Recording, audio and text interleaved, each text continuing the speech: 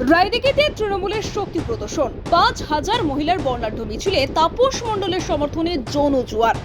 রায়দিঘি বিধানসভা কেন্দ্রকে ঘিরে নির্বাচনী প্রচারে জোরদার গতিতে এগোচ্ছে তৃণমূল কংগ্রেস। এই ধারাবাহিকতায় আজ মথুরাপুর ১ নম্বর ব্লকে তৃণমূল মহিলা কংগ্রেসের উদ্যোগে আয়োজিত হলো এক বর্ণাঢ্য ও নজরকাড়া মহিলা মিছিল। তৃণমূল কংগ্রেসের মনোনীত প্রার্থী তাপস মণ্ডলের সমর্থনে অনুষ্ঠিত এই কর্মসূচিতে প্রায় ৫,০০০ মহিলা কর্মী সমর্থকের অংশগ্রহণে এলাকা কার্যত মুখর হয়ে ওঠে। এদিনের এই বিশাল মিছিলটি এক বর্ণাঢ্য পথ র্যালির রূপ নেয়, যা প্রায় ১০ কিলোমিটার পথ অতিক্রম করে ব্লকের বিভিন্ন অঞ্চল ও গ্রাম পরিক্রমা করে। হাতে রাজ্য সরকারের বিভিন্ন প্রকল্পের প্রতীক ও প্ল্যাকার্ড নিয়ে মহিলারা স্লোগানের মাধ্যমে সরকারের উন্নয়নমূলক কাজের বার্তা সাধারণ মানুষের কাছে পৌঁছে দেন। তাদের উচ্ছ্বাস, শৃঙ্খলা এবং স্বতঃস্ফূর্ত অংশগ্রহণ গোটা কর্মসূচিকে এক বিশেষ বার্তা দেয়।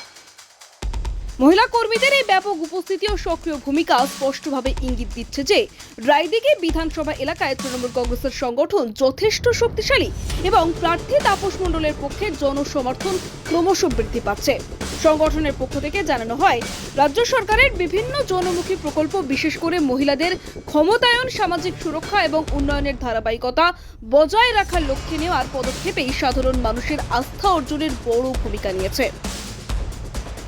এই কর্মসূচিতে উপস্থিত ছিলেন মথুরাপুর লোকসভা কেন্দ্রের সাংসদ বাপি হালদার, মথুরাপুর ১ নম্বর ব্লকের তৃণমূল কংগ্রেসের ব্লক সভাপতি মানবেন্দ্র হালদার সহ একাধিক তৃণমূল নেতৃত্ব।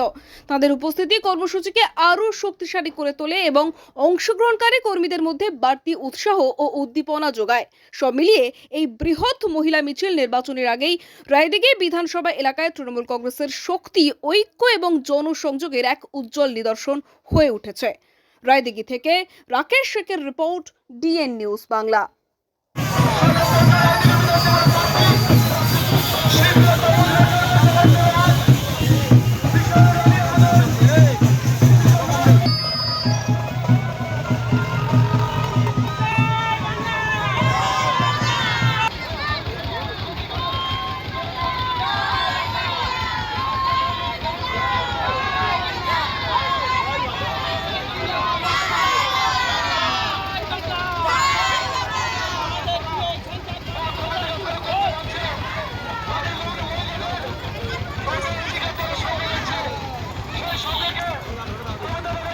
দাঁড়াও লেবে যায়।